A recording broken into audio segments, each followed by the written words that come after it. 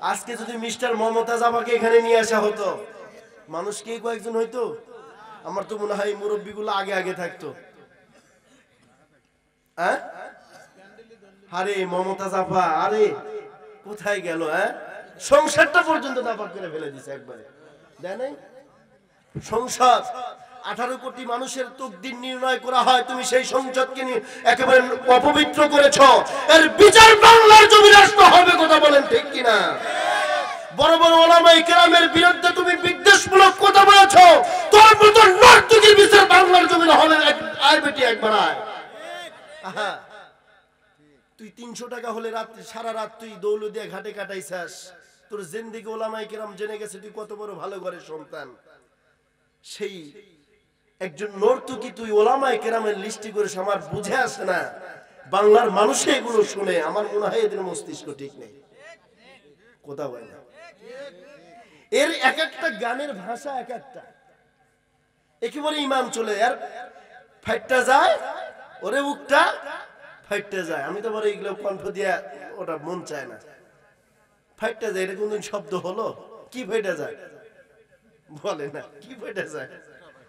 বুকটা ফেটে যায়। কেন কইছে আরো কি ফাটবে আল্লাহ ভালো জানে। এই ফাটার মাধ্যমে কয় ফাটার উদ্দেশ্য নিয়েছে জানা যায় না। তা আল্লাহ পাক এই সমস্ত জালেম জালেমার থেকে হেফাজত করেছে, আলহামদুলিল্লাহ বলেন আলহামদুলিল্লাহ। আগামীতে যারা আসবে, এই 16 বছরের চিত্র, সারা জীবন আপনি নেক আমল করেছেন, হাজী সাহেব হয়েছেন, 5 ওয়াক্ত নামাজি হয়েছেন, তাহাজ্জুদ মিস নাই, ইশরাক আওয়াবিন মিস নাই, জান্নাত আপনার উপরে ওয়াজিব হয়ে গিয়েছে। মরার আগ দিয়ে একটা গ্যাস ট্যাবলেট খাইছেন, এই আমলের দাম আছে? দাম আছে? তাহলে সামনে যারা আসবেন এই 16 বছরের চিত্রকে মনে রেখে আসবেন, কথা বলেন ঠিক কিনা? আমার ভাইরা এবার আসুন, এইবার আল্লাহ ডাক দে, আল্লাহ রাব্বুল আলামিন ডাক দে বলতেছেন বান্দা, এইবার বান্দা ডাক দে বলে মালিক দুনিয়ার জমিনে আমার কোনো আমল নাই। ওগো আল্লাহ, দুনিয়ার জমিনে কোনো আমল করে আসি নাই রে আল্লাহ। এই যে সালফা মাদ্রাসার মতো মাদ্রাসা একটা সন্তানকে পড়াইছিলাম, একটা হাফেজে কোরআনকে বানাইছিলাম। মালিক একটা সন্তান হাফেজে কোরআন বানাইছি রে মালিক। ওগো আল্লাহ, এই সন্তান হাফেজে কোরআন ছাড়া আমার তো কোনো দুনিয়ার জমিনের সম্পদ নাই। মালিক আজকে হাফেজে কোরআনটাকে তোমার দরবারে দিয়ে দিলাম। ওগো আল্লাহ, তুমি আমার এই সন্তানটাকে কবুল করে নাও। আল্লাহ ডাকতে বলবেন, ওগো ফেরেশতার দল, আমার এই বান্দাকে বিনা হিসাবে জান্নাতে দিয়ে দাও। চিল্লায়ে জোরে বলেন না মারহাবা। হাফেজে কোরআনের দাম আছে না নাই? এদের বাবা মায়ের সম্মান আল্লাহ পাক এত বাড়িয়ে দিবেন, এত বাড়িয়ে দিবেন, আল্লাহু আকবার, যা বলার শেষ নাই। দুটা সন্তান আছে, একটাকে হাফেজি বানিয়ে দেন। একটা সন্তান হাফেজ হতে 12 বছরের মধ্যে শেষ হয়ে যায়। 12 বছরের মধ্যে, এখন তো আধুনিক শিক্ষা ব্যবস্থা। 12, এই যে আব্দুল্লাহ আলামিন ভাই আপনাদের বগুড়ার শেরপুরের, এই যে মির্জাপুর 7, এই যে এইদিকে বাড়ি, হ্যাঁ, আমার অনেক মহাব্বতের ভাই, ওনার সাথে অনেক প্রোগ্রাম করেছি, এবছরও আছে আলহামদুলিল্লাহ। এ ভাইয়ের দেখেছি সুন্দর একটা মাদ্রাসা করেছে। একটা সন্তান যদি ওনার মাদ্রাসায় দেন, এই সালফা মাদ্রাসায় যদি আপনার সন্তানকে দেন, দেওয়ার পরে আপনি 10 থেকে 12 বছরের ভেতরে আপনার সন্তান কোরআনের হাফেজ হয়ে যাবে। তারপরে আপনি ডক্টরি লাইনে পড়ান, ইঞ্জিনিয়ারিং লাইনে পড়ান, তারপরে আপনার বিসিএস ক্যাডার বানান বা ওসি ডিসি যা কিছু আছে মন ইচ্ছায় বানান। যেই সন্তানের সিনার ভিতরে কোরআন থাকবে, ওই সন্তান ডক্টর হলে এই বাংলাদেশকেও যদি পরিচালনা করে, এই সন্তানের নাস্তিক হওয়ার ভয় নাই, কথা বলেন ঠিক কিনা? কোরআনের শিক্ষা নেই জন্যই তো আজকে এই অবস্থা। একজন বলেছিল আমি তাহাজ্জুদ মিস করি না, নারায়ণগঞ্জের শামীম ওসমান বলেছিল আমি দিন রাতে 80 রাকাত নামাজ পড়ি। বুঝছেন নি? আমি দিন রাতে 80 রাকাত নামাজ পড়ি। আমার বুঝে আসে না 80 রাকাত কখন পড়ে, জনগণেরটা কখন চুরি করে আর নামাজই বা কখন পড়ে। একটা ভিডিও ফুটেজ দেখেছিলাম, শুধু এই নামাজের ভিতরে এরকম করতেছে খালি, এইটাই নামাজ হয়। একটা করে ঝাঁকি দেয়, 1 রাকাত করে হয়ে যায়। এই বেচাটা ওয়ান নাই। আহা, খেলা হবে, খেলা তো হলোই না। কি খেলছে ধুর, ওটা তো চোরের কাজ। বীর পুরুষ তো ওইটা যে সামনে এসে মোকাবেলা করবে, কথা বলেন ঠিক কিনা? যে বীর পুরুষ তো এটা, কাপুরুষ তো পিছন থেকে আক্রমণ করে, ও তো পিছন দিক দিয়ে চলে গেছে। আপনারা কেউ জানেন যে কোন সাইড দিয়ে গেছে? আর একজন থেকে পরে লম্বা শাড়ি কাপড় পরে একেবারে হেলিকপ্টার উড়ে চলে গেছে। আমার ভাইরা এবার আসুন এ সম্পর্কে কথা না বলি। আমার ভাইরা, আল্লাহ রাব্বুল আলামিন বলে, বান্দারে, আল্লাহ রাসূল সাল্লাল্লাহু আলাইহি ওয়াসাল্লাম যখন কালিমার দাওয়াত, যখন এই কোরআনের দাওয়াত প্রাথমিক অবস্থায়, যখন সাহাবায়ে কেরাম সংখ্যা একেবারেই কম, মিশকাত শরীফের হাদিস, বলেন নবী সাল্লাল্লাহু আলাইহি ওয়াসাল্লাম, বাদা আল ইসলামু গরীবান ওয়া সায়াউদু কামা বাদা ফাতুবা লিল গুরাবা। আল্লাহ রাসূল যখন দ্বীনের প্রাথমিক অবস্থায় কালিমার দাওয়াত মানুষের মাঝে দেন, ওই সময় আমার ভাইয়েরা, ওই সময় ওই ইহুদি খ্রিস্টানরা ডাক দিয়ে বলতো, আহা, মুহাম্মদ পাগল হয়ে গিয়েছে, মুহাম্মদ পাগল হয়ে গিয়েছে। নিজের বাপ দাদার ধর্মের মুখে চুনকালি মেরে তারপরে কি করছে, সে এখন নিজের ইচ্ছাকৃত মন গড়া ধর্মতন্ত্রের দিকে মানুষকে ডাকছে। আচ্ছা বলেন তো বগুড়ার মানুষ আপনারা, আমার রাসূলের পথ দেখানো সঠিক না বেঠিক? সঠিক না বেঠিক? আবু জেহেলও জানতো মুহাম্মদ বিন আব্দুল্লাহর মতো ভালো মানুষ কেউ নাই। বদরের প্রান্তরে আবু জাহেল, উতবা, সাইবা, এই সমস্ত বড় বড় কাট্টা কাট্টা কাফেরগুলো এক জায়গায় হয়েছে। এই সময় উমাইয়া ইবনে খলব ডাক দিয়ে বলতেছেন, আবু জাহেল, আজকে তুমি যেই মানুষটার বিরুদ্ধে যুদ্ধ ঘোষণা করেছে, এই মানুষটার নাম কি? বলে মুহাম্মদ সাল্লাল্লাহু আলাইহি ওয়াসাল্লাম। বলে এই মানুষটার দোষটা কি? একজন মানুষের সঙ্গে যে আমরা হট্টগোল বাঁধাবো, যুদ্ধ করব, তার তো দোষ থাকতে হবে নাকি? দোষ ছাড়া তো একজনকে মারা যায় না। এর দোষটা কি? আসলে কি ভালো মানুষ না খারাপ মানুষ? ওই সময় আবু জেহেল বলেছিল, আসমানের নিচে জমিনের উপরে মুহাম্মদ বিন আব্দুল্লাহর মতো ভালো মানুষ একটাও নাই। মুহাম্মদ বিন আব্দুল্লাহর মতো ভালো মানুষ একটাও নাই। ওই সময় সমস্ত কাফেররা একজোট হয়ে বলেছিল, তাহলে দোষটা কি? বলে একটাই, লা ইলাহা ইল্লাল্লাহ। এই কালেমা যদি আপনি মানতে যান, কয়টা বাধা আসতে পারে? 3টা বাধা আসতে পারে। নম্বর 1 পারিবারিক বাধা, নম্বর 2 সামাজিক বাধা, নম্বর 3 রাষ্ট্রীয় বাধা। 3 বাধার কোন বাধা কি মারা যাবে না? কথা বলেন ঠিক কিনা? আবু জেহেল একদিন আমার নবীকে ডাক দিলেন, বলে, মুহাম্মদ সাল্লাল্লাহু আলাইহি ওয়াসাল্লাম, তুমি আমার কাছে এসো। আল্লাহ রাসূল ডাক দিয়ে বলতেছেন, চাচা কি হয়েছে? বলে, অমুক দিন অমুক জায়গায় তোমাকে যেতে হবে। পাশে বসা ছিল হযরত ওমর। ডাক দিয়ে বলতেছেন যে, ইয়া রাসূলুল্লাহ, আপনি যাবেন না। বলে, কেমন? বলে, আবু জেহেল বেশি সুবিধার মানুষ না। বলে, কেমনে? বলে, আমি ওমরকে দিয়ে আপনাকে মারার চেষ্টা করেছিল, আমি জানিও ভালো মানুষ না। ওই সময় রাসূল বলেছিলেন, ও ওমর, দুনিয়ার জমিনে যার কেউ নাই, তার কে আছেন? তার কে আছেন? আল্লাহ জিরোকে হিরো বানান, আবার হিরোকে কি বানান? আন্ডা বানায় দেন। কথা বলেন ঠিক কিনা? আমার ভাইরা, এবার আসুন, আবু জেহেলের এই ডাক শুনে হযরত ওমরের কথা রাসূল মানলেন না। না মানার কারণে আল্লাহ রাসূল সাল্লাল্লাহু আলাইহি ওয়াসাল্লাম বলতেছেন, ওমর না, আমাকে ডেকেছে, আমি যাব। যার সঙ্গে কেউ নাই, তার সঙ্গে আল্লাহ আছে। আর যার সঙ্গে আল্লাহর রহমত আছে, দুনিয়ার কোনো খারাপ শক্তি লেগে তাকে দমায় রাখতে পারবে না। কথা বলেন ঠিক কিনা? সঙ্গে সঙ্গে রাসূল যখন চলে যাবে, এদিকে আবু জেহেল কি করছে? ষড়যন্ত্রমূলক 2টা চেয়ার, কেদারা অর্থাৎ চেয়ার তৈরি করেছে। কয়টা? 2টা। একটা হলো স্বর্ণ খচিত, স্বর্ণ দিয়ে বানানো, আর একটা হলো রূপ খচিত, সোনা দিয়ে রূপা দিয়ে বানানো। 2টা চেয়ার তৈরি করেছে। এদিকে বিদেশি মেহমান হাবিব বিন মালিককে ইনভাইট করেছে, দাওয়াত করেছে। বলছে, মুহাম্মদ, বিদেশি মেহমান হাবিব বিন মালিককে ডাক দিয়ে বলছে, ওগো হাবিব বিন মালিক, তুমি আমার মক্কার জমিনে আসো। দেখে মুহাম্মদ বিন আব্দুল্লাহর মতো, মুহাম্মদ বিন আব্দুল্লাহ নিজের বাপ দাদার ধর্মকে ছেড়ে দিয়ে নিজের মন গড়া ধর্মের তন্ত্রের দিকে মানুষকে ডাকছে। এটাকে রুখে দিতে হবে, একে দুনিয়ার জমিন থেকে বিদায় করে দিতে হবে। হাবিব বিন মালিকের চান্দি গরম। এটা কি সম্ভব? এটা কি মানা যায়? 12টা হাতের পূজা করব, আর মুহাম্মদ সাল্লাল্লাহু আলাইহি সাল্লাম এসে হকের দাওয়াত দিবে, এটা তো মানা যায় না। উনি সৈন্য সামন্ত নিয়ে মক্কার জমিনে পদার্পণ করলেন।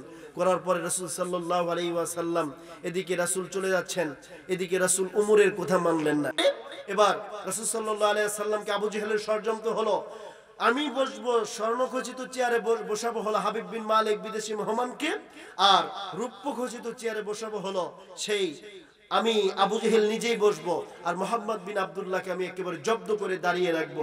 আচ্ছা বলেন তো, সম্মানের মালিককে, ইজ্জতের মালিককে, সম্মানের মালিককে, ইজ্জতের মালিককে, সব কিছুর মালিক হলো আল্লাহ পাক। এই মতো অবস্থায় রাসূল সাল্লাল্লাহু আলাইহি ওয়াসাল্লাম হাঁটি হাঁটি পা পা করে আবু জেহেলের দরবারে যাচ্ছে। বিদেশি মেহমান হাবিব বিন মালিক অপলক দৃষ্টিতে তাকিয়ে আছে। এমতো অবস্থায় এমন সুন্দর একজন চেহারার মানুষকে দেখেছে। ওই সময় দেখার সাথে সাথে রাসূল যখন ধীরে ধীরে আগায় আসছে, এমতো অবস্থায় বিদেশি মেহমান হাবিব বিন মালিক মনে মনে চিন্তা করলেন, না এত সুন্দর চেহারার মানুষ কোনোদিন মিথ্যাবাদী হতে পারে না।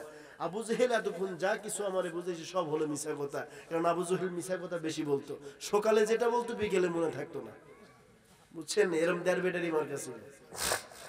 মুসলমান ভাইরা আমার দিলের কান লাগায় শুনবেন, পয়গম্বর মুহাম্মদ সাল্লাল্লাহু আলাইহি ওয়াসাল্লাম যখন ধীরে ধীরে যায়, আমার নবীজি যখন বাজানরে আমার হাঁটি হাঁটি পা পা করে বাজানরে আমার আবু জেহেলের দরবারে যায়, এইবারে বিদেশি মেহমান হাবিব বিন মালিক আমার নবীজির চেহারার দিকে তাকিয়ে আছেন।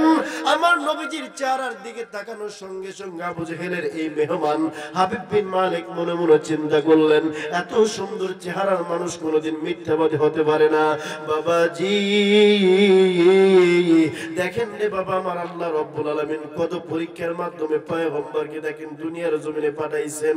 মুসলমান ভাইরা রে আমার নবীজি যখন যায়, বিদেশি মেহমান হাবিব বিন মালিক মনে মনে চিন্তা করেন, এত সুন্দর চেহারার মানুষ কোনোদিন মিথ্যাবাদী হতে পারে না।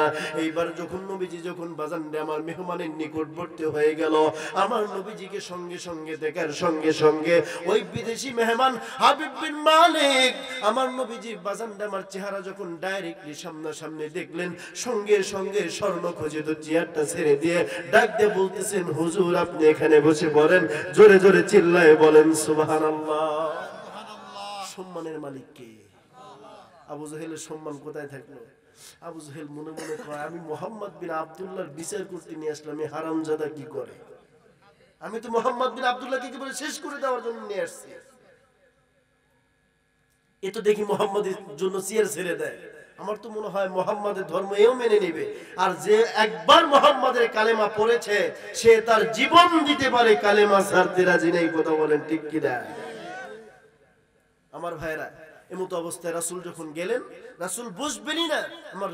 আমার রাসূলকে তো আল্লাহ পাক মায়ের পেট থেকেই ইনসাফওয়ালা বানিয়ে দিয়েছেন। মায়ের পেট থেকেই আল্লাহ পাক সুন্দরভাবে এই আখেরি জামানার পয়গম্বর হিসেবেই পাঠিয়েছেন। আমার ভাইরা, এমতো অবস্থায় আমার নবীজি বসবেনই না। আমার নবীজিকে বসানো হলো। এবার আবু জেহেল বলে, হুজুর স্যার আপনি এখন এই চেয়ারে বসেন। কারণ আচ্ছা, আপনার বাড়িতে ধরেন মেহমান আসছে একজন, আপনার বাড়িতে মেহমান যদি দুইজন আসে, দুইজন আসার পর আপনার বাড়িতে চেয়ারও আছে কয়টা? দুইটা। একজন আগে আসছে, আগের জনের সাথে আপনি বসে বসে কথা বলতেছেন। এরপরে যদি আরেকজন হাজির হয়, আপনি কি বসে থাকতে পারবেন? বসে থাকতে পারবেন? আর ওই সময় যদি বসে থাকে, এটা কি সুস্থ মস্তিষ্কের মানুষের কাজ নাকি পাগলের কাজ? দেড় বেটারির কাজ না? এমস্ত অবস্থায় রাসূল যখন বসে পড়লেন, আবু জেহেল ডাক দিয়ে বলে, স্যার আপনি এই চেয়ারে বসে পড়েন। আমার নবীজি দেখতেছেন সবকিছু। এমতো হাবিব বিন মালিক ডাক দিয়ে বলতেছেন, আহা হাবিব বিন মালিককে বলাও সারা, বসাও সারা। এবার আবু জেহেল ডাক দিয়ে বলতেছেন, ওগো মুহাম্মদ, জীবনে অনেক জ্বালান জ্বালাইছস, আজকে তোরে একটা পরীক্ষা করুম। বলে কি চাচা? বলে ওই যে আকাশের চন্দ্রকে দ্বিখণ্ডিত করতে হবে। হাবিব বিন মালিক বলতেছেন, এটা কি কোনো মানুষের দ্বারা সম্ভব? এটা তো কোনো মানুষের দ্বারা সম্ভব নয়। এ হায়ওয়ান, এটা কি কোনো মানুষের দ্বারা সম্ভব? ওই সময় আবু জেহেল বলে, আমি কোন হারামজাদারে নিয়ে আসছি? এ তো জানে না মুহাম্মদ বিন আব্দুল্লাহর পাওয়ার কত। সে যদি তার রবের কাছে চেয়ে নেয়, এই ওয়াদাটা আল্লাহ পাক কবুল করে নেবেন। সুবহানাল্লাহ বলে। মুসলমান ভাইরা আমার দিলের কান লাগায় শুনবেন। এইবার হাবিব বিন মালিক ডাকতে বললেন, আবু জেহেল, এটা তো কোনো মানুষের দ্বারা সম্ভব নয়। ওগো মুহাম্মদ, তুমি এটা কি তুমি পারতে পারবা? এইবার বাজানটা আমার পয়গম্বর নবীগুনা মুহাম্মদ সাল্লাল্লাহু আলাইহি সাল্লাম ডাকতে বললেন, চাচা গো, আপনি আমার রবের কাছে চাইতে দেন। আবু জেহেল ডাকতে বলতেছেন, চাচা না না না, কোনো সময় দেওয়া যাবে না। আবু জেহেল ডাকতে বললেন, মুহাম্মদ আর কোন সময় সময় দেওয়া যাবে না, আর কোন সময় দেওয়া যাবে না রে মুহাম্মদ। এইবার আবু জেহেলের এই কথা শুনিয়া বিদেশি মেহমান হাবিব বিন মালিক দেখতে বললেন, আবু জেহেল, এই জায়গার চিফ মেহমান আমি, প্রধান মেহমান আমি, তুমি যদি সময় না দাও, এই জায়গার প্রধান মেহমান হিসাবে আমি মুহাম্মদকে সময় দিয়ে দিলাম, সে তার আল্লাহর কাছে চেয়ে নিবে, তুমি তাড়াতাড়ি চেয়ে নাও। আমার পয়গম্বর দেখতে বললেন, মালিক, ওগো আল্লাহ, আজকে মন পরীক্ষার সম্মুখীন হয়ে গিয়েছি রে আল্লাহ। মালিক ও আল্লাহ, তুমি আমার এই দোয়াটা মঞ্জুর করে নাও। আল্লাহ রাব্বুল আলামিন দেখতে বলেন, হাবিব, আপনার দোয়া আমি আল্লাহর আরশে আজিমে কবুল হবে না, এটা তো হতে পারে না। আমি আল্লাহ রাব্বুল আলামিন আপনার দোয়া কবুল করে নিলাম। জোরে জোরে চিল্লায় বলেন না মারহাবা। মুসলমান ভাইরা রে আমার পয়গম্বর বাজানটা আমার যখন মোনাজাত শেষ করিয়া, যখন বাজানটা আমার পয়গম্বর হাতটা এমন করে শাহাদাত আঙ্গুলে চন্দ্রের দিকে উঁচু করলেন, সঙ্গে সঙ্গে চন্দ্রটা বাজানটা আমার থরথর করে কাঁপে আর দ্বিখণ্ডিত দুই ভাগ হয়ে গেল। আমার পয়গম্বর ডাক দিয়ে বলে, চন্দ্র, তুমি কাঁপো কেন, তুমি কাঁপো কেন, তুমি কাঁপো কেন? এবার চন্দ্র ডাক দিয়ে বলতেছে, ইয়া রাসূলুল্লাহি, আপনি তো শুধু মানব জাতির নবী না গো পয়গম্বর, আমি চন্দ্র আমারও নবী হিসাবে আপনাকে দুনিয়ার জমিনে আল্লাহ পাঠাইছে। জোরে জোরে চিল্লায় বলেন মারহাবা। আর একটু জোরে জোরে চিল্লায় বলেন না মারহাবা। রহমতে আলম নবী, নবী দু জাহান বলো, রহমতে আলম নবী, নবী দু জাহান। সাহাবীরা আতর বানায় ওই নবীজির ঘাম বলো, সাহাবীরা আতর বানায় ওই নবীজির ঘাম। চিনো মানো জানো মানব আমার নবীজি, যাহার জন্য পাগল ছিল তারকারাজি, হায় হায়, যাহার জন্য পাগল ছিল তারকারাজি। তোমরা আরো শুনবানি সুন্দর কাহিনী, আরো শুনবানি সুন্দর কাহিনী। জান্নাতের রুমে রুমে লেখা নবীর নাম, হায় রে, জান্নাতের রুমে রুমে লেখা নবীর নাম বলো না। রহমতে আলম নবী, নবী দু জাহান বলো, রহমতে আলম নবী, নবী দু জাহান। সাহাবীরা আতর বানায় ওই নবীজির ঘাম। উস্তুনে হান্নানা একটা খেজুর গাছের নাম, গাছটি ধরে খুতুবা দিতেন রাসূল আকরাম, আরে গাছটি ধরে খুতুবা দিতেন রাসূল আকরাম। গাছটা নবীর বিরহে কাঁদিতে রহে, নবীর বিরহে গাছ কাঁদিতে রহে। হতভাগ হইলেন যত সাহাবায়ে কেরাম বলো না। রহমতে আলম নবী, নবী দু জাহান বলো, রহমতে আলম নবী, নবী দু জাহান। সাহাবীরা আতর বানায় ওই নবীজির ঘাম, হায় রে, সাহাবীরা আতর বানায় ওই নবীজির ঘাম। লিল্লাহে তাকবীর। তাহলে আমার নবীজির ঘামও আল্লাহ পাক বরকত স্বরূপ পাঠিয়েছেন। সুবহানাল্লাহ। সাহাবায়ে কেরাম যখন বিয়েতে যাইতেন, বিয়েতে যাওয়ার সময় ওনারা রাসূলের শরীরের ঘাম মোবারককে বোতলে আটকিয়ে রাখতেন। এটাকে বিয়ে বাদিতে অনুষ্ঠানে গিয়ে তারা আতর স্বরূপ, সুগন্ধি স্বরূপ ব্যবহার করত। সুবহানাল্লাহ।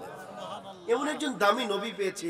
আল্লাহ বলে, ওগো পয়গম্বর, আপনাকে যেমন উঁচু মানের নবী হিসেবে দুনিয়াতে পাঠিয়েছি, সকল নবীর সরদার হিসেবে পাঠিয়েছি, ওগো পয়গম্বর, আপনার উম্মতকেও সকল নবীর উম্মতের চেয়ে দামি করে দুনিয়ার জমিনে পাঠিয়েছি। এই সুবহানাল্লাহ কাম হইবে এত বড় কথা শুই না? খিচুড়ি আসেনি? তাহলে আওয়াজ জোরে দেন। আমার ভাইরা, এবার আসুন, কোরআন মানার দরকার আছে না নাই? আল্লাহ পাক এবার বলেন, ওয়াবিল আখিরাতি হুম ইউকিনুন।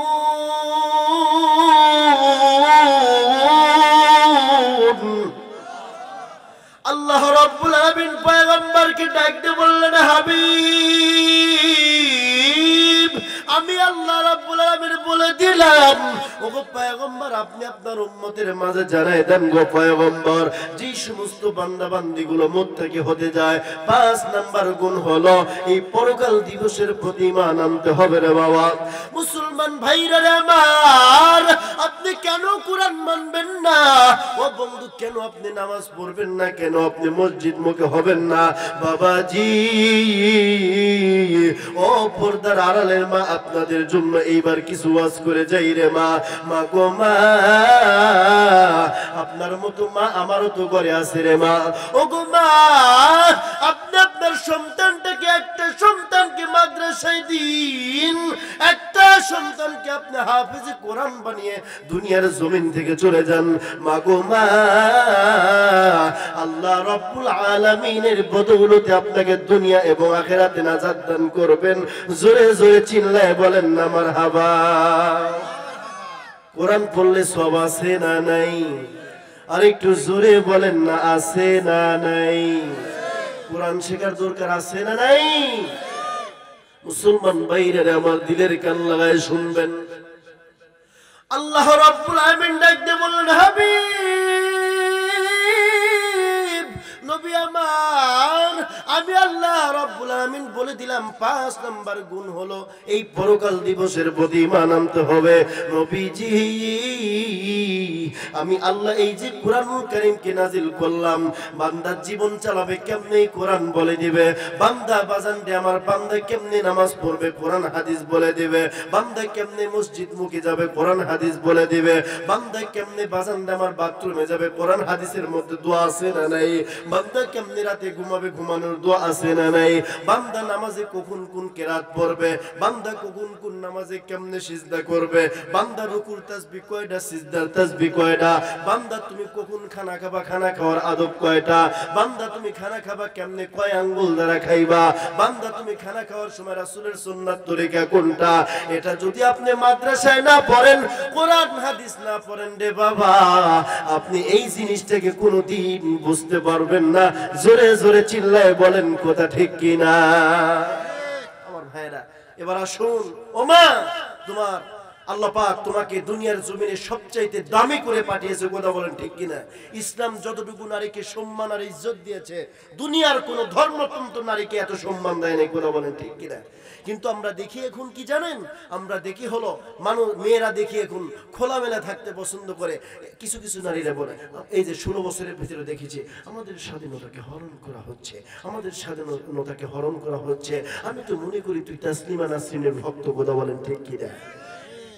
এটা কোনোদিন মুত্তাকি পরহেজগার মেয়ের কথা হতে পারে না। ওমা, তুমি পর্দার আড়ালে বসে বসে বয়ান শুনছো, ওমা তোমার পক্ষে কিছু কথা বলে যাই, তোমার জন্য সবচেয়ে বড় পীর হলো তোমার স্বামী, কথা বলেন ঠিক কিনা?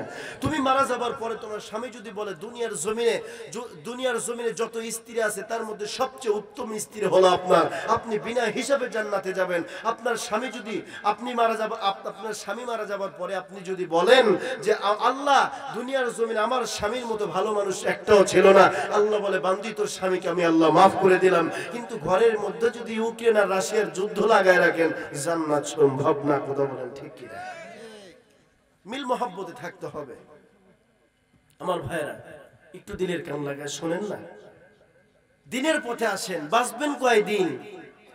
এই যে কিছুদিন আগে 10 নম্বর ব্রিজ চিনেন, এই যে সিরাজগঞ্জ তারাস মান্নাননগর পায় রাজশাহী রোডে নাটোরের রোডে 10 নম্বর ব্রিজ বলে আখ্যায়িত, এই যে আপনার কাজ, এই যে কি বলে কাশিকাটা, নাম শুনছেন? এখানে একটা যুবক ভাই একজন অ্যাক্সিডেন্ট করছে, ফেসবুকে দেখলাম। এখান থেকে এতটুকু একেবারে নেই, বাড়ি থেকে ব্যবসায়ের উদ্দেশ্যে মোটরসাইকেল নিয়ে বের হয়েছিল, বাড়ি ফেরার পথে আর ফিরতে পারে নাই। হায়াতের বাতি কখন নিভে যায় বলা যায় না। এই যে আমার এই যে আজকের মাহফিল, এই যে মাহফিলে এতগুলো মানুষ আছেন, হয়তো এখানে যদি না আসি, আশেপাশে যদি আসি, যদি শুনো অমুক গ্রামের সকলে ভালো আছে, তো হয়তো একজন বলবে যে ভাই অনেকজনের মধ্যে হয়তো আপনি চিনবেন না, কিন্তু অমুক নামের ব্যক্তিটা দুনিয়ার জমিন থেকে আল্লাহ পাক নিয়ে চলে গেছে।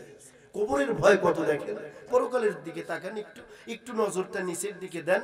আপনার রাগ আছে মানে মানুষের ভিতরে রাগ আছে, আপনি কি করবেন?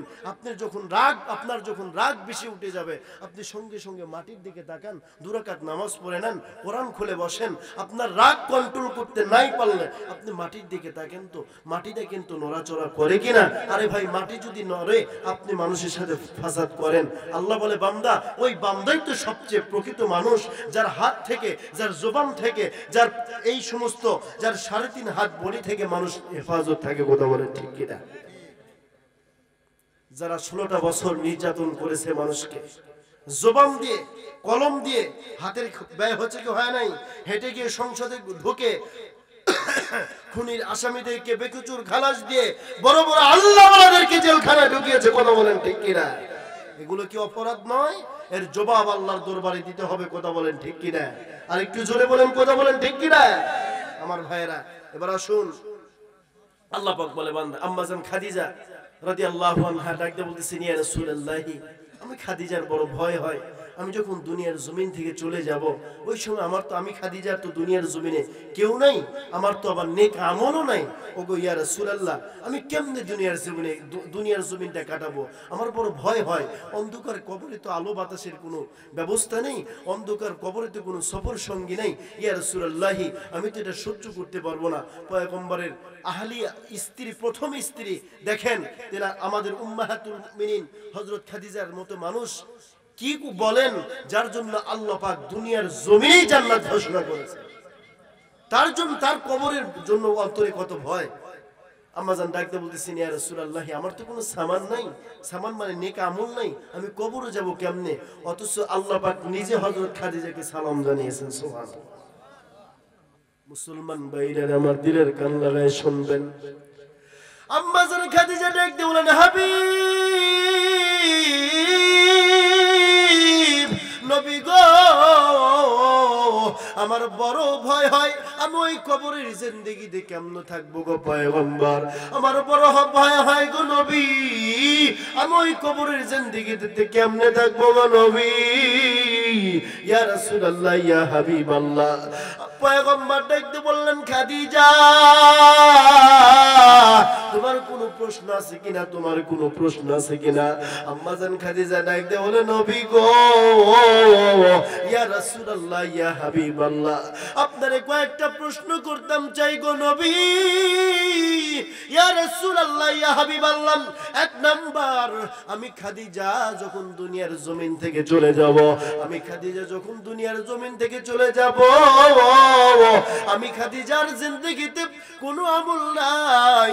ইয়া রাসূলুল্লাহ, ইয়া হাবিবাল্লাহ, আমি খাদিজা যখন চলে যাব, আপনার শরীরের জুব্বা মুবারক দিয়ে আমি খাদিজাকে কাফনের কাপড় স্বরূপ দিয়ে দিবেন।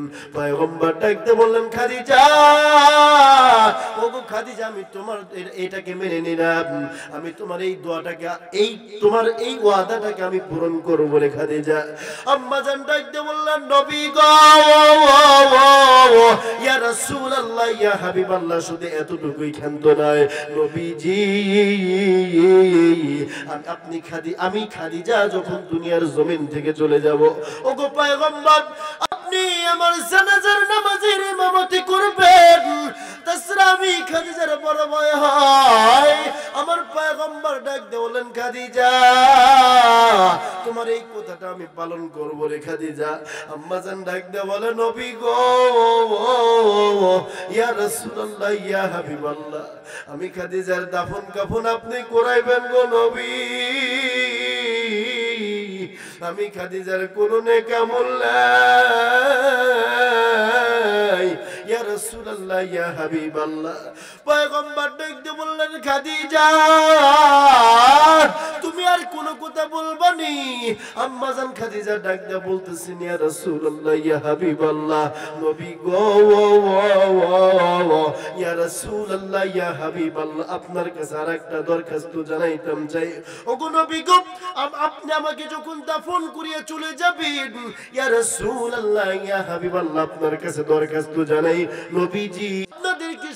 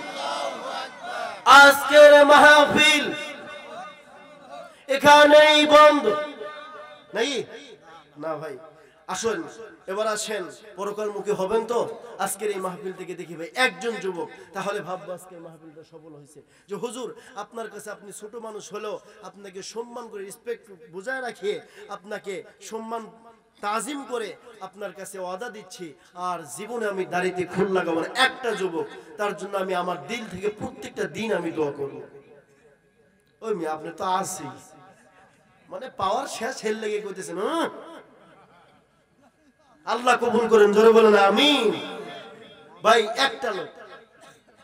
একটা লোক আসেননি? মুসলমান ভাইরা আমার দিলের কান লাগায় শুনবেন, আপনি কেন কোরআন মুখে হবেন না? এ বন্ধু, ও বন্ধু, যখন আপনি কবরের মধ্যে যাবেন রে বাবা, আমি আপনি যখন কবরের মধ্যে যাব, ওই সময় যদি মান রব্বুকা মান দীনুকা মান নাবিয়্যুকা এই প্রশ্নগুলো বাজানটা আমার মন কানাকির যদি করে, আমি আপনি যদি ঈমান নিয়ে কবরে যাই, ওই সময় ডাকতে বলবো মান রব্বুকা, রবের পরিচয় দাও, দ্বীনের পরিচয় দাও, পয়গম্বরের পরিচয় দাও রে বাবা। যদি ঈমান নিয়ে কবরে যাই, সঙ্গে সঙ্গে কবরের সকল জব দিয়ে দেব। মুসলমান ভাইরা রে আমার, ও মা, ও পর্দার আড়ালের মা, ও খানপুর এলাকার যুবক ভাইরা রে আমার, আপনাদের দুটো হাত ধরে বলে যাই রে ভাই, ওই যে খানপুর কবরস্থানে শুয়ে শুয়ে কার জানি মা ডাকতে বলে বাবা গো, ও গো বাবা, ওই যে খানপুর এলাকার যুব সমাজের এলাকার লোকেরা ওই যে যুবক পোলাপানগুলো মাহফিলের আয়োজন করেছে, বাবা গো, একটা বার গিয়ে আমার নামে কিছু সদকা করে আসো, আমার জন্য কিছু দান সদকা করে আসো।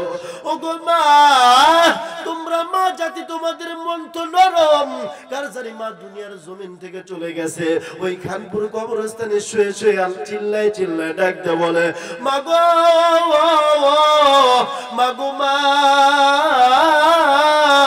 ওই যে আমি কবরে শুয়ে শুয়ে কত কষ্টে আছি রে মা, দুনিয়ার জমিনে তো কোনো আমল করে আসতে পারি নাই, ও গো মা, কবরের হালাত বেশি ভালো না রে মা, মা গো মা, ওই যে মাহফিলে গিয়ে আমার জন্য কিছু দান খয়রাত করে আসো, যাতে আল্লাহ রব্বুল আলামিন আমাকে নাজাত দিয়ে দেয়।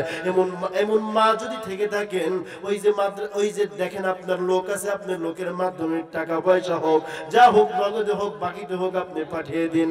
ও যুবক ভাইরা, আপনাদের দুটো হাত ধরে বলে যাই, আমি তো কিছুই নিয়ে যাব না, আমি তো তেমন কিছু নিয়ে যাব না, আপনাদের দ্বীনের জন্য বলতে চাই, আপনি যদি দ্বীনের রাস্তায় একটা টাকা যদি আপনি সদকা করেন, দান সদকা করেন, কোনো বাজানে আমার এর সব কত পরিমাণ হয়, বাজানে আমার কোনো সংখ্যা বলা হয় নাই। বাবাজি, একটা আমার কবরের চিন্তা করেন না বাজানে আমার, দেখেন তো দ্বীনের জন্য, মসজিদ নির্মাণের জন্য 1000 টাকা কে কোন ব্যক্তি দিবেন? একটু হাত উঠায় দেখান, হাত উঠায় দেখান। হ্যাঁ, হাত উঠাবেন না, হাত উঠাবেন না, সাইজ কুরালাই কেমনে দেখেন, পানিটা খাই না, অল্প খালি হয়। এই মুরব্বী, আপনার বাড়ি কোথায়? বলেন, স্থায়ী একটা কোনো মতো ঠিকানা আছে তো, লড় ভরে যায় এই গ্রামে। আসেন, একটু হাতের সাথে হাত মিলেন, আসেন, আলেমের কথা রক্ষা করেন, হাতের সাথে হাত মিলাবেন, সগীরে গুনাহ মাফ হবে। আসেন, আপনারা জানি বগুড়ার মানুষ খুব শক্ত মনের মানুষ, বগুড়ার মানুষ খুব শক্ত মনের মানুষ। ইন্নাকা হামিদুম মাজিদ, আস্তাগফিরুল্লাহ রাব্বি মিন কুল্লি যামবি ওয়া আতুবু ইলাইহি, লা হাওলা ওয়া লা কুওয়াতা ইল্লা বিল্লাহিল আলিয়্যিল আযীম। রব্বি জিদনি ইলমা, রব্বি জিদনি ইলমা, রব্বি ইয়াসসির ওয়া লা তুয়াসসির ওয়া তাম্মিম আলাইনা বিল খায়র, রব্বি ইশরাহ লি সাদরি ওয়াসসির লি আমরি ওয়াহলুল উকদাতাম মিন লিসান ইয়াফকাহু কওলি, ওয়া বিকা নাস্তাঈন ইয়া মুস্তাআন।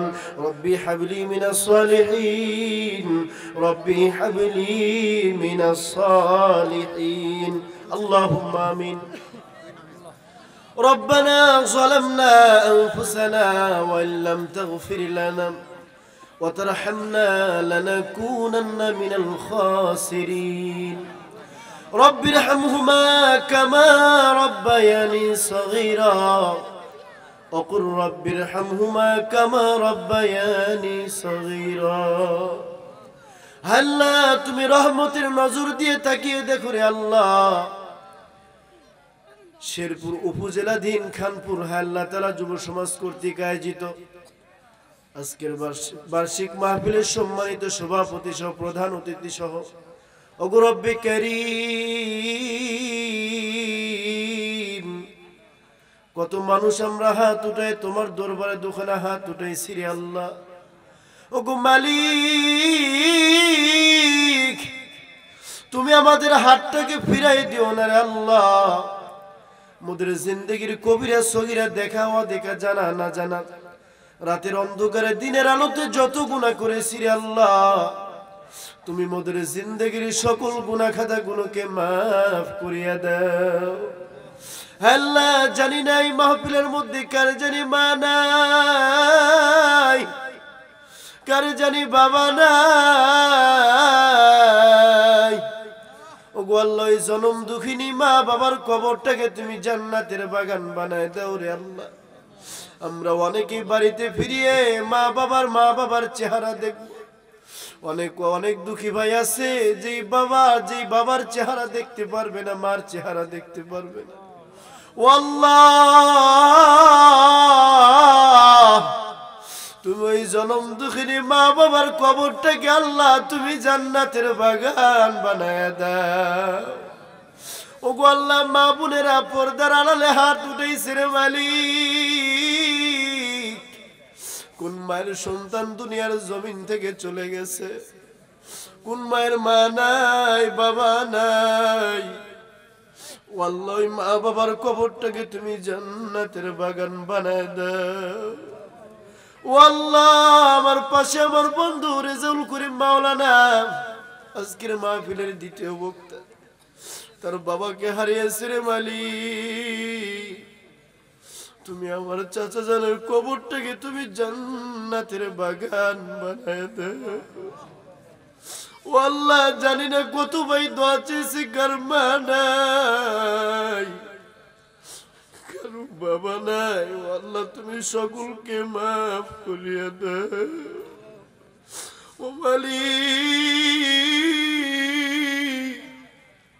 কেমনে চাইতে হয় আমি গোলাম চাইতেও পারি না রে আল্লাহ এলেম নাই কালাম নাই তুমি এই সম্মানের আসনে বসাইছো রে মালিক যতদিন বেঁচে আছি ও আল্লাহ তোমার রাজি মোতাবেক দ্বীনের দাওয়াত দেওয়ার তৌফিক দান করো ও আল্লাহ অহংকার থেকে তুমি হেফাজত করো আজকের মাহফিলের যত ভাইরা আছে যাদের মা বাবা দুনিয়ার জমিনে জীবিত আছে ও আল্লাহ আমাদের মা বাবা যাদের দুনিয়ার জমিনে জীবিত আছে রে মালিক ও আল্লাহ ওই জনম দুঃখিনী মা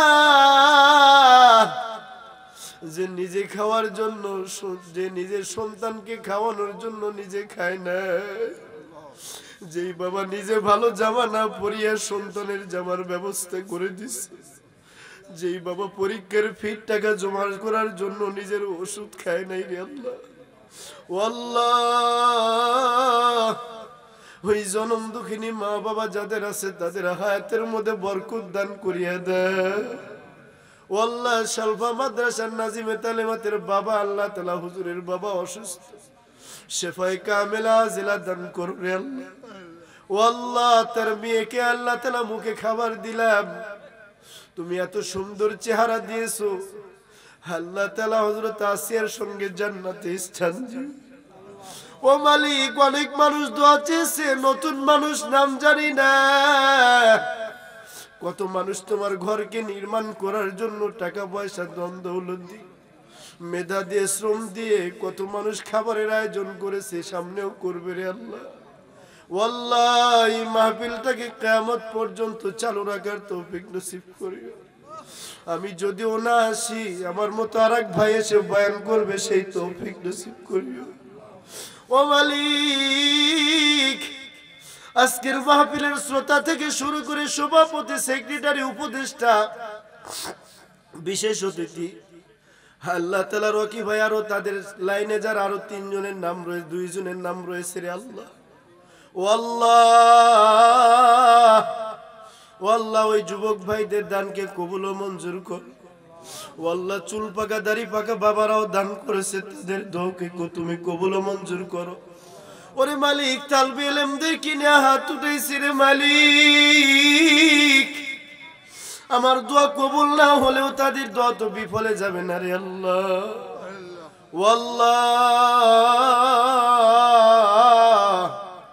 আজকের মাহফিলটাকে তুমি কবুল ও মঞ্জুর করিয়া না ওগো রব্বি করিম জানি না দুনিয়ার জমিনে কোন মানুষের মান নিয়ে কেরা জানো সিনেমিনি খেলে রে আল্লাহ ওগো রব্বি করিম আল্লাহ মানিমান মানুষের ইজ্জত তুমি দিয়েছো, তুমি হেফাজত করো আল্লাহ। ও আল্লাহ, যেই মায়ের ঘরে যুবতী মেয়ে আছে, বিবাহযোগ্য মেয়ে আছে রে আল্লাহ, দিনদার পাত্রের ব্যবস্থা করে দাও রে আল্লাহ। ইয়াং জেনারেশন যেই সমস্ত ভাইরা আছে রে আল্লাহ, তুমি চাকরির ব্যবস্থা করে দাও। যারা পড়াশোনা করে তুমি মেধা খুলে দাও রে আল্লাহ। ও আল্লাহ, দুনিয়ার ফিতনা ফাসাদ থেকে হেফাজত করো। ওগো রব্বে কারীম, পর্দার আড়ালের মা বোনদেরকে আল্লাহ তাআলা যাদের সন্তান নাই সন্তানের ব্যবস্থা করে দাও। যারা সন্তানহীন মা আছে ছেলে সন্তানের ব্যবস্থা করে দাও। যাদের মেয়ে সন্তান প্রয়োজন মেয়ে সন্তানের ব্যবস্থা করে দাও। ও আল্লাহ, ও আল্লাহ, তোমার কাছে আবারও দরখাস্ত জানাই, জীবনে একটাবার হলেও তুমি তোমার রাসূলের কবর জিয়ারত করার তৌফিক নসিব করো। ওগো রব্বে কারীম, এই এলাকাবাসীকে কবুল করো আল্লাহ। এই গ্রামের মানুষদেরকে যে যেখানে শায়িত কবর সকলকে কবুল করো। কাউরো মা, কাউরো দাদা, কাউরো বাবা, কাউরো খালা, কাউরো ফুফু, কাউরো চাচা, কাউরো চাচি, কাউরো আদরের ভাই, কাউরো আদরের বোন শুয়ে আছে আল্লাহ। ও আল্লাহ, ওগো আল্লাহ, আজকের এই মাহফিল ইন্তেজামিয়া কমিটিকে তুমি কবুল ও মঞ্জুর করো। আল্লাহ, ফিলিস্তিনি মুসলমানদেরকে তুমি কবুল ও মঞ্জুর করো রে আল্লাহ। ভারতের উগ্রবাদী হিন্দুদের থেকে আমাদের মুসলমানদেরকে হেফাজত করো আল্লাহ। উগ্রবাদীদের কপালে যদি হেদায়েত থেকে হেদায়েত দিয়ে দাও, না হয় নমরুদের মতো আল্লাহ তাআলা আযাব ও গজব দিয়ে তুমি ধ্বংস করিয়া দাও। ওগো আল্লাহ, বাংলাদেশের এই আল্লাহ তাআলা এই পবিত্র মাটিকে রক্ষা করার তৌফিক দান করো। কোরআনের বাংলাদেশ গড়ার মতো তৌফিক নসিব করো। রব্বিরহামহুমা কামা রব্বায়ানি সগীরা ওয়াকুর রব্বিরহামহুমা কামা রব্বায়ানি সগীরা। ওয়াল্লাহ, তোমার কাছে শেষ দরখাস্ত জানাই রে আল্লাহ। ওগো আল্লাহ, আমাদের যারা ঋণে পানে জড়ে আছে আল্লাহ ঋণ পরিশোধ করার তৌফিক নসিব করো। আল্লাহ তাআলা যারা বুঝি না আল্লাহ তাআলা হালাল রুজি খাওয়ার তৌফিক দান করো। ও আল্লাহ, ইবাদত করার তোমারই তৌফিক দান করো। গোলামি তোমারই তৌফিক, তোমারই করার তৌফিক দান করো। ও আল্লাহ, আল্লাহ তাআলা সুস্থতা দান করো। রব্বিরহামহুমা কামা রব্বায়ানি সগীরা ওয়াকুর রব্বিরহামহুমা কামা রব্বায়ানি সগীরা। ربنا تقبل منا إنك أنت السميع العليم وتب علينا إنك أنت التواب الرحيم وارحمنا معهم برحمتك يا أرحم الراحمين.